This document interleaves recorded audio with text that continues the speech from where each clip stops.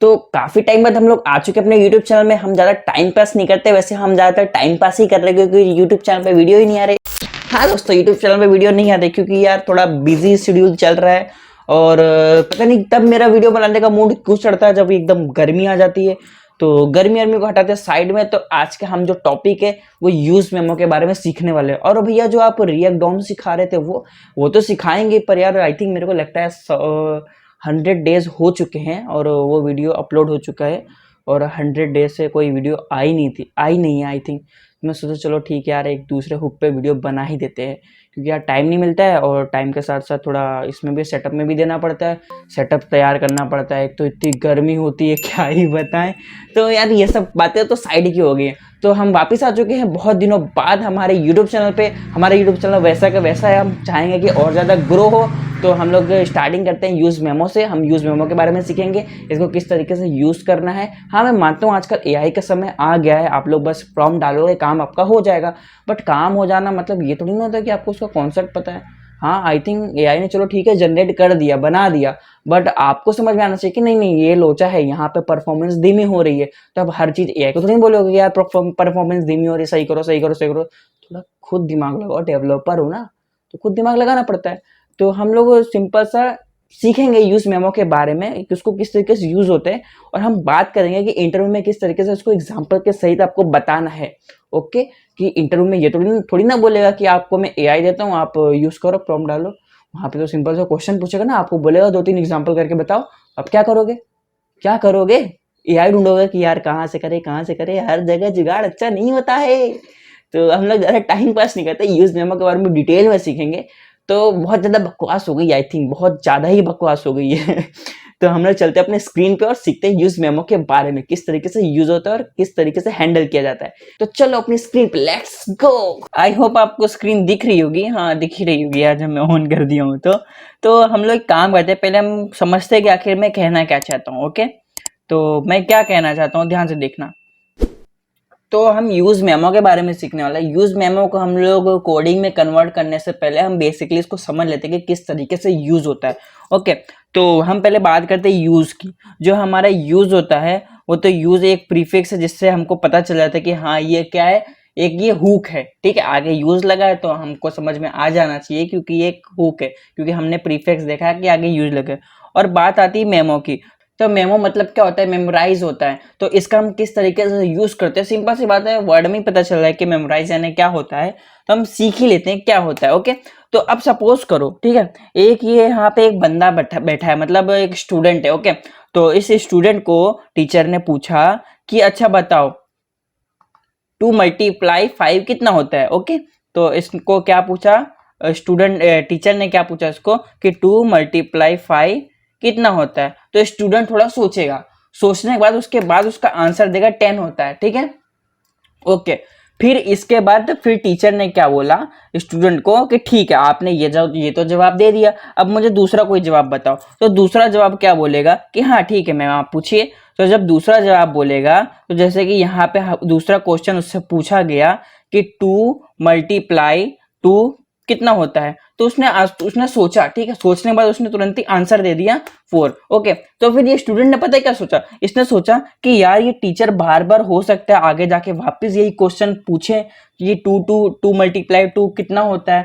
तो मैं एक काम करता हूँ, ये 2 × 2 को थोड़ा स्टोर कर लेता हूँ, अपने दिमाग में स्टोर कर लेता हूँ। जैसे टीचर मुझे जैसे बोले 2 × 2 कितना होता है, मैं तुरंत ही उसको आंसर दे दूँ 4। ओके, मैं तुरंत ही आंसर दे दूँ 4, मेरे को सोचना बिल्कुल ना पड़े। तो बस यही है, हमने इसको मेमो करके रखा, हमने उसको मेमोराइज कर लिया। ओके, तो हमको बार बार सोचना नहीं पड़ेगा। अब टीचर ने कोई दूसरा क्वेश्चन पूछा, दूसरा क्वेश्चन पूछने के बाद टीचर ने वो क्वेश्चन पूछा तो हम उसको मेमोराइज कर लेंगे। बस सिंपल से बस यही हमारा रियल लाइफ में भी और कोडिंग में भी यही काम करता है। तो इसको किस तरीके से यूज करते हैं पहले वो देख लेते हैं। ओके, तो आई थिंक आप एग्जाम्पल समझ ही होंगे। मैं एग्जाम्पल बहुत बेकार देता हूँ यार, बट आई थिंक समझ ही गए होंगे। तो चलो हम चलते हैं कोडिंग पार्ट में। तो हम एक काम करते हैं, मैंने यहाँ पे अपना प्रोजेक्ट रन कर लिया और यहाँ पे हमारा रन भी कर रहा है। तो मैंने सिंपल सा कुछ नहीं, प्रोजेक्ट क्रिएट किया। प्रोजेक्ट क्रिएट करने के बाद बस थोड़ा स्टाइल मतलब पूरा क्लीन कर दिया और बस RFC मतलब कंपोनेंट कॉल कर दिया। ओके, तो अब हम क्या करेंगे, क्या गर्मी है। और तब हम क्या करने वाले हैं, हम सबसे पहले सिंपल से काउंटर एप्लीकेशन बनाएंगे। ओके, हाँ काउंटर मुझे पता है आपको तो आता ही होगा, बट देख लो ना उसमें क्या है। तो काउंटर के लिए हम लोग सबसे पहले क्या करेंगे, हम लोग स्टेट बनाएंगे, स्टेट का नाम रख देंगे काउंट, और हम लोग सेट करने के लिए फंक्शन का यूज करेंगे, तो हम फंक्शन का नाम रख देंगे सेंड काउंट। ओके, अब हम इसको यूज स्टेट कर लेंगे, यूज स्टेट हम इंपोर्ट कर लिया ऊपर से, और इसको यहाँ पे मैं 0 रख दूंगा। 0 रखने के बाद मैं यहाँ पे एक फ्रेगमेंट्स लगा दूंगा। फ्रेगमेंट्स लगाने के बाद मैं यहाँ पे क्या लिखूंगा कि मुझे तो दिखाना है ना, तो मैं यहाँ पे h1 ले लूंगा हेडिंग। हेडिंग में मैं लिख दूंगा यहाँ पे काउंट। हमको काउंट कहाँ पे आएगा, हमको काउंट मिलेगा काउंट नाम के वेरिएबल में से जो स्टेट हमने बनाया है। ठीक है, अब मैं यहाँ पे एक बटन बना दूंगा, और बटन में मैं इस बटन को लिख दूंगा इंक्रीमेंट। ओके, इंक्रीमेंट, और मैं अरे ओरी ओरी क्या होता रहता है, तो इंक्रीमेंट मैंने लिख दिया। अब मैं यहाँ पे बटन में क्या करूंगा, जब मैं बटन में क्लिक करूँ ना, तो भाई साहब क्या करना कि जो हमारे पास सेट काउंट है ना, तो सेट काउंट की वैल्यू क्या करना, काउंट की जितनी वैल्यू उसमें से एक प्लस करते रहना। ठीक है भाई, ये तो हमारा कंप्लीट हो गया। क्या हो गया complete, counter complete, yes complete. चलो चेक कर लेते हैं वर्क कर रहा है, ले हमको तो कुछ दिख ही नहीं रहा, आ गया। चलो अब मैं यहाँ पे इंक्रीमेंट कर रहा हूँ, परफेक्ट परफेक्ट, हमारा काउंटर बन चुका है, बहुत ज्यादा सिंपल था। ओके, तो अब हम क्या करने वाले हैं, चलो काउंटर तो बन गया, अब हम यूज मेमो के बारे में सीखने वाले। तो एक सिंपल सा बात है, यूज मेमो हम कब यूज करते हैं, प्रोग्रामिंग लैंग्वेज में बात करते हैं। हमने तो एग्जांपल तो समझ लिया, बस सेम टू सेम वैसे ही है, बट हमको इसमें समझना पड़ेगा जब हमारे पास एक्सपेंसिव टास्क होता है। एक्सपेंसिव टास्क मतलब उसमें बहुत ज्यादा का काम टाइम लग रहा है, ठीक है, उसमें बहुत ज्यादा ही टाइम लग रहा है, और उसके चक्कर में हमारा एप्लीकेशन स्लो हो रहा है, हमारा जो परफॉर्मेंस एप्लीकेशन वो बहुत ज्यादा बिगड़ रहा है। तो इस चीज में हमको ध्यान रखना चाहिए, ये बहुत ज्यादा कोड ऑप्टिमाइज में और परफॉर्मेंस ऑप्टिमाइज में काम आता है। अगर आप ध्यान देंगे तो आप आराम से कर सकते हैं इसको। ठीक है, तो मैं आपको दिखाऊंगा भी किस तरीके से परफॉर्मेंस बेकार करता है ये। तो अब मैं काम करता हूँ, एक हमारे पास तो ऐसा कोई एक्सपेंसिव है नहीं, क्योंकि हम तो अभी नॉर्मली प्रोजेक्ट क्रिएट किए हैं, तो हम एक्सपेंसिव टास्क बनाते हैं। ओके, तो हम सिंपल से एक काम करेंगे, एक फंक्शन बना लेंगे जिसका नाम, तो मैं यहाँ पे लिख देता हूँ एक्सपेंसिव, और यहाँ पे हम एक्सपेंसिव टास्क बना लेते हैं। ठीक है, एक्सपेंसिव टास्क हमने क्या किया, इधर हम फंक्शन बना लेते हैं और इसको कॉल कर देते हैं। कॉल नहीं मतलब हमने डिक्लेयर किया है। डिक्लेयर करने के बाद हम इसमें एक पैरामीटर पास करते हैं जिसका हम नम पैरामीटर पास करते हैं। ओके, अब मैं यहाँ क्या करूंगा, मैं यहाँ पे एक लूप चला दूंगा जो हमारा टास्क बहुत ज्यादा टाइम लेगा जिसकी वजह से। तो मैं क्या करूंगा, यहाँ पे मैं फोर लूप चला दूंगा, और यहाँ पे लेट का यूज कर लूंगा, let I is equal to नहीं इक्वल टू 10, और आई इसको मैं बहुत ज्यादा एक्सपेंसिव कर देता हूँ। ठीक है, तो मैं यहाँ पे, ठीक है, मैंने इतना लूप चला दिया। अब मैं यहाँ पे इंक्रीमेंट कर दूंगा, और मैंने यहाँ पे कुछ नहीं किया, सिंपल सा खाली छोड़ दिया। मैंने क्या बोला, बस यहाँ पे टाइम लगेगा, क्योंकि फुल लूप चलने में तो टाइम लगेगा ही लगेगा। तो बस मैंने यहाँ पे इसको बोला, और मैंने इसके अंदर कोई कंडीशन नहीं रखी कि भाई लूप में क्या होना चाहिए, बस मेरे को चाहिए कि बस थोड़ा डिले हो जाए। तो ठीक है, डिले हो जाएगा। अब मैं क्या करूंगा, इतना कंप्लीट होने के बाद मैं यहाँ से रिटर्न कर दूंगा। रिटर्न क्या करूंगा, जो हमारे पास नाम आया है उसका मल्टीप्लाई कर दूंगा मैं 2 से। ओके, डन, कंप्लीट हो गया हमारा एक्सपेंसिव टास्क। तो अब हम एक काम करेंगे, इधर कॉन्सोल लॉग भी लिख देंगे जिससे अपने को पता चले कि हाँ यहाँ से चालू हो गया काम। तो मैं यहाँ पे लिख दूंगा एक्सपेंसिव टास्क कॉल। ओके, मैंने बस इतना लिख दिया, नॉर्मली मेरे को समझ में नहीं आता क्या लिखूं, तो मैंने यही लिख दिया एक्सपेंसिव टास्क कॉल।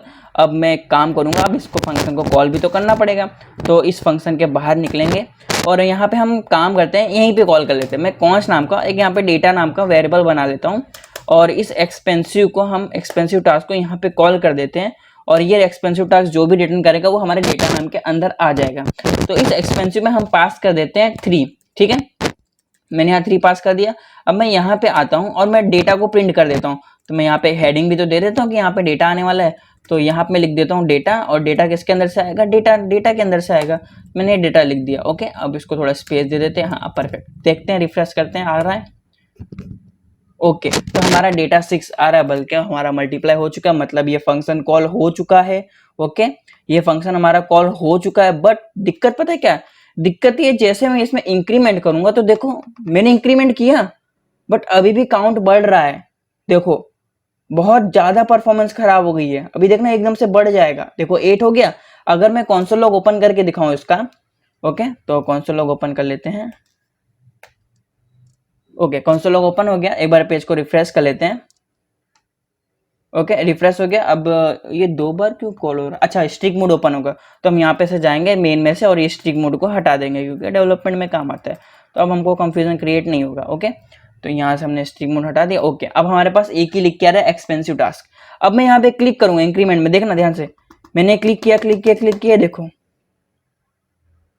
छोड़ दिया मैंने, ठीक है। यहाँ 15 हो गया, ठीक है, मैंने 15 बार क्लिक किया था।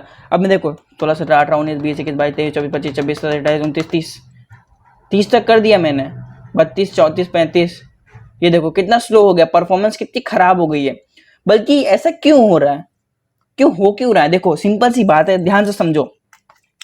अब मैंने तो भाई इसको कॉल कर चुका हूं, ठीक है। मैंने इसको जब रेंडर हो रहा था हमारा एप्लीकेशन, तभी मैंने इसको यहाँ पे कॉल करके इसके अंदर डेटा स्टोर करा के इसमें इंप्लीमेंट कर दिया है। तो ठीक है, एक बार ये कॉल हो चुका है तो मुझे बार बार ये फंक्शन को चलाने की क्यों जरूरत पड़ रही है? क्यों पड़ रही है? अच्छा, ये कैसे वर्क कर रहा है, इतना स्लो परफॉर्मेंस क्यों? तो चलो ध्यान से समझते हो। ओके, तो चलो थोड़ा जूम कर लेते हैं और समझो ध्यान से।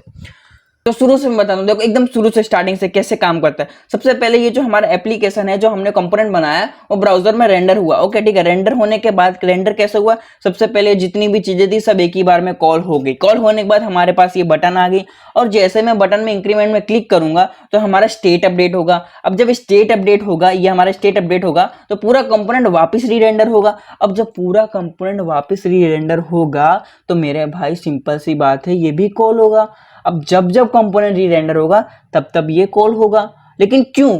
मुझे सिर्फ इसको एक ही बार कॉल कराना था, इसकी बार बार जरूरत है नहीं, क्योंकि परफॉर्मेंस खराब कर रहा है ना। तो अभी क्या करें? तो हाँ, इससे बचने के लिए हमारे पास यूज मेमो आता है। इसी तरीके जो परफॉर्मेंस ब्रोक करते हैं, बस उसको ही फिक्स करता है। तो देखते हैं हम लोग उसको किस तरीके से यूज करते हैं। तो हम सबसे पहले रिएक्ट में जाते हैं और यहाँ पे हम यूज मेमो को बुला लेते हैं। भाई यूज मेमो आ जाओ हमारे पास। अब वो आ गया।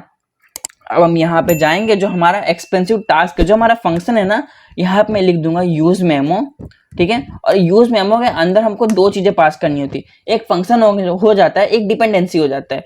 तो मैंने यहाँ पे फंक्शन पास कर दी और डिपेंडेंसी एरे पास कर दिया। ओके, अब मैं फंक्शन के अंदर यही अपना फंक्शन दे दूंगा जो यहाँ पे है। तो ठीक है, मैंने यहाँ पे 3 दे दिया और यूज मेमो कर दिया और कंप्लीट डन। यहाँ पे मैंने एम्प्टी एरे पास कर दिया। अब सिंपल सी बात क्या है, ये क्या बोलेगा कि हाँ, अब मैं क्या करूंगा, मेरे पास अगर एक ही डेटा आ रहा है तो मैं उसको, अगर मेरे पास एक ही डेटा आ रहा है तो मैं उसको वही जो मैंने मेमोराइज करके रखा है उसमें से ही दे दूंगा। आपको बार बार पूरा फंक्शन चलाने की जरूरत नहीं है। अगर आप कुछ नई वैल्यू प्रोवाइड करते हो तभी मैं उसको रन करूंगा, वरना अगर पुरानी वैल्यू आ रही हो तो मैं उसको रन नहीं करूंगा। क्या हो सकता है? बिल्कुल। अब चलो चेक करते हैं। यहाँ पे आते हैं, रिफ्रेश करते हैं ब्राउजर को, और मैं यहाँ पे इंक्रीमेंट में क्लिक कर रहा हूँ। परफेक्ट चल रहा है, कोई दिक्कत नहीं। देखो एक्सपेंसिव टास्क एक ही बार कॉल हुआ है। कब? क्योंकि वो रेंडर हो चुका है ना, ऑलरेडी कॉल हो चुका है और वैल्यू चेंज हुई नहीं। अगर वैल्यू चेंज होगी तो सिंपल सी बात है, वो टाइम लेगा। अब मैंने 4 लिख दिया, तो अब देखो थोड़ा, क्योंकि डायरेक्ट ही वो रन कर रहा है। ब्राउजर को रिफ्रेश करते हैं तो देखो यहाँ पे 8 आ गया। अब ब्राउजर को रिफ्रेश करने पे वो कॉल हो चुका है ऑलरेडी। तो एक काम करते हैं, अब सबसे बढ़िया अच्छा तरीका, सबसे पहले क्या करते हैं, हम पसीना पोंछ के आते हैं। तो भाई आ चुके हैं हम लोग। बहुत ज्यादा गर्मी यार, बहुत ज्यादा गर्मी लग रही है, हद पार गर्मी लग रही है। तो कहाँ पे छोड़े थे हम इसको? अच्छा ओके, तो हम यहाँ पे क्या करने वाले थे कि एक बार कॉल हो चुका है तो हमने उसको परफेक्ट एक ही बार उसको रेंडर कराया, बार बार रेंडर कराने की कोई ज़रूरत थी नहीं, क्योंकि अगर जब वैल्यू चेंज होगी तभी हम उस फंक्शन को पूरा कॉल करवाएंगे। तो इसके लिए हम क्या करते हैं, एक चीज़ और करते हैं। अब हम करते हैं यहाँ पे एक हम और स्टेट बनाते हैं। ओके, मैं यहाँ पे कॉन्स नाम का स्टेट बना लूँगा, मतलब लिख दूंगा वेरिएबल, और यहाँ पे इनपुट लिख दूंगा। हाँ, आप कोई सा भी नाम लिख सकते हैं, मैंने यही लिख दिया। तो सेट इनपुट। ओके, अब मैं यहाँ पे यूज स्टेट बना दूंगा, इसके अंदर मैं 0 लिख दूंगा। रेडी। अब यहाँ पे जाएंगे और यहाँ पे एक इनपुट बना देंगे। इनपुट के अंदर मैं क्या करूँगा, जो वैल्यूज़ है, वैल्यूज़ कहाँ से आएंगी, वैल्यू हमारे इनपुट में से आएंगी, तो वैल्यूज़ को मैं इनपुट लिख दूंगा। और जब ये ऑन चेंज होगा तो ऑन चेंज में मुझे क्या करना है, यही इसके अंदर ही स्टोर करा देंगे। तो इसमें इवेंट पास होगा, इवेंट के अंदर हमको टारगेट मिलेगा, इवेंट के अंदर हमको टारगेट मिलेगा, टारगेट में से हमको वैल्यू मिल जाएगी, ठीक है, और वो स्टोर हो जाएगी। और जो इनपुट हमारे पास आएगा उस इनपुट को मैं लिख दूंगा यहाँ पे, ठीक है। अब इस इनपुट को मैंने यहाँ पे लिख दूंगा। अब यहाँ पे मैं इनपुट ही पास कर दूंगा डिपेंडेंसी में, तो डिपेंडेंसी जब चेंज होगा ना तभी वो फंक्शन कॉल होगा, डिपेंडेंसी चेंज नहीं होगा तो फंक्शन कॉल नहीं होगा। ट्राई करते हैं। ओके, अब मैंने यहाँ पे पेज रिफ्रेश किया, अब यहाँ पे आ गया हमारे पास इनपुट। अब मैं यहाँ पे लिखता हूँ 10। ओके, एक सेकेंड कुछ गड़बड़ हुआ क्या?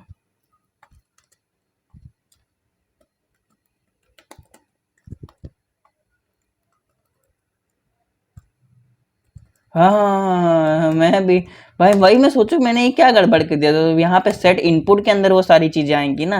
क्या यार, तुम लोग भी कमेंट करके बताते नहीं हो क्या, मतलब कुछ भी होते रहते हैं छोटी छोटी मिस्टेक।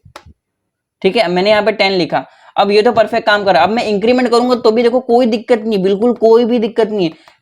लेकिन अगर मैं इसको चेंज करूंगा, अभी 10 स्टोर है तो 10 से मैं मतलब मेमोराइज है, फंक्शन कॉल करने की जरूरत नहीं है। लेकिन अगर मैं इस वैल्यू को 50 कर दूं तो देखो कितना अटक रहा है, ये देखो मतलब बहुत ज्यादा दिक्कत दे रहा है। ये देखो मैंने एंटर किया, देखो कितना दिक्कत दे रहा है, ये देखो है ना कि बहुत ज्यादा दिक्कत दे रहा है। तो बस इसी तरीके से हमारे पास यूज मेमो आता है और यही तरीका होता है जो हमारे एप्लीकेशन का परफॉर्मेंस बहुत ज्यादा बेटर बनाता है। तो आई थिंक मुझे लगता है कि आपको ये इग्नोर नहीं करना चाहिए, ये बहुत ज़्यादा इंपॉर्टेंट चीज़ है। इंटरव्यू में भी आपको पूछ सकते हैं। हाँ, मैं मानता हूँ आजकल एआई आ गया, उसको बोलेंगे परफॉर्मेंस कर दो तो वो तो कर ही देगा, उसका क्या है। लेकिन आई थिंक आपको समझ में आना चाहिए। अगर इंटरव्यू ने पूछा कि हम अपने एप्लीकेशन को किस तरीके से परफॉर्मेंस अच्छा बनाएंगे, अगर आपको ये टास्क दे दिया कि अब चलो बताओ ये कैसे परफॉर्मेंस बिगड़ रहा है, इसको कैसे अच्छा करें, तो आई थिंक आपको पता होना चाहिए। तो मुझे लगता है कि ये टॉपिक बहुत ज़्यादा इंपॉर्टेंट है, इसलिए मैंने इस पर वीडियो बना दिया। और अगर आपको ऐसी और ज़्यादा इंपॉर्टेंट टॉपिक सीखना है तो हमारे चैनल को सब्सक्राइब और वीडियो को लाइक कर देना, क्योंकि हम बहुत अच्छा पढ़ाते हैं। नहीं पता नहीं, मुझे नहीं पता, बट आप मुझे कमेंट में बता सकते हैं, जिसके कारण लोग कमेंट देख के आ सके, और हो सके तो वीडियो शेयर कर देना जिससे लोगों को नॉलेज मिल सके। तो अगले नेक्स्ट वीडियो में तब तक के लिए गुड बाय।